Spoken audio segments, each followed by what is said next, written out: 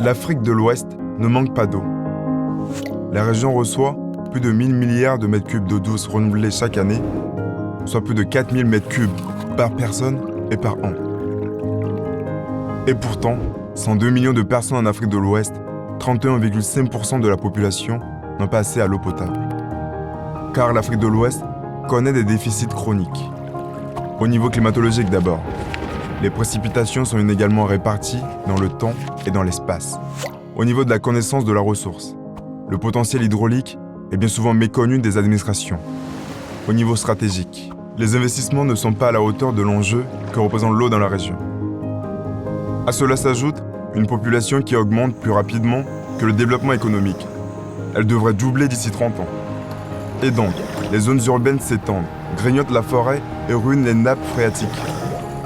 Le tout alors que les catastrophes naturelles, telles que les inondations et les sécheresses, s'accélèrent avec le réchauffement climatique. Mais l'Afrique de l'Ouest, c'est aussi un vaste réseau hydraulique qui relie les États entre eux. On dénombre ainsi dans la région 28 bassins fluviaux transfrontaliers, qui couvrent 71% du territoire. C'est pourquoi la CEDEAO, l'UEMOA et le SILS collaborent depuis 2008 pour valider puis mettre en œuvre la politique régionale de l'eau, la PREAO. L'objectif général de la PREAO est ambitieux, mais c'est là tout l'enjeu de l'eau dans la région. Enrayer la pauvreté et s'engager dans un développement durable.